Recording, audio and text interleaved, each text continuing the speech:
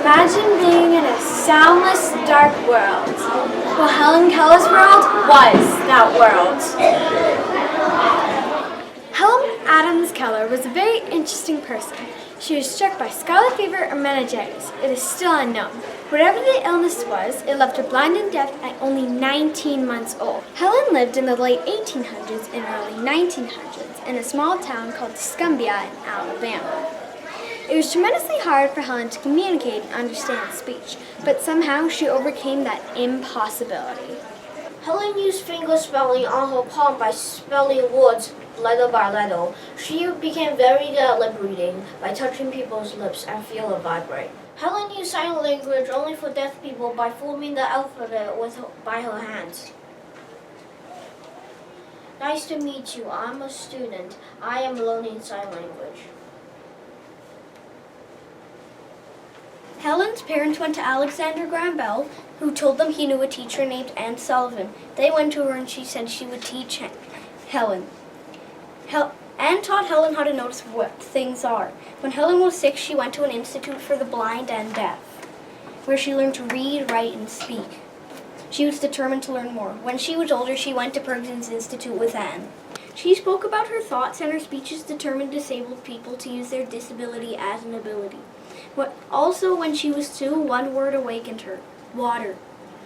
She read by using Braille, which are raised dots on paper. She was very remarkable because she advocated her disability. Also, she accomplished lots in life. Most importantly, she inspired many disabled people.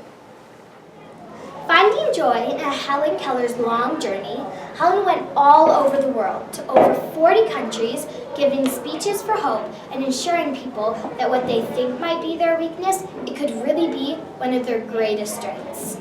Helen set a goal in life to make people feel comfortable with themselves and make sure that they weren't scared of their own disabilities. Helen did end up having many articles and books published about her life, but more importantly, she demonstrated what a true symbol of courage looked like.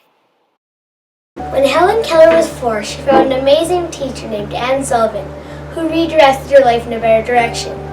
She was the first blind and deaf person to graduate from college. She became a writer and wrote 2 books, one called Miracle Worker and the other called Story of My Life. As a result, Helen died June 1st, 1968. When researching about Helen Keller, it was an opportunity to realize how amazing we can all be. Helen's words still frame our value and remind us what we can do to make a positive change in our world. We have to remember to encourage people and help them find their character, and to let them know that they do have strengths.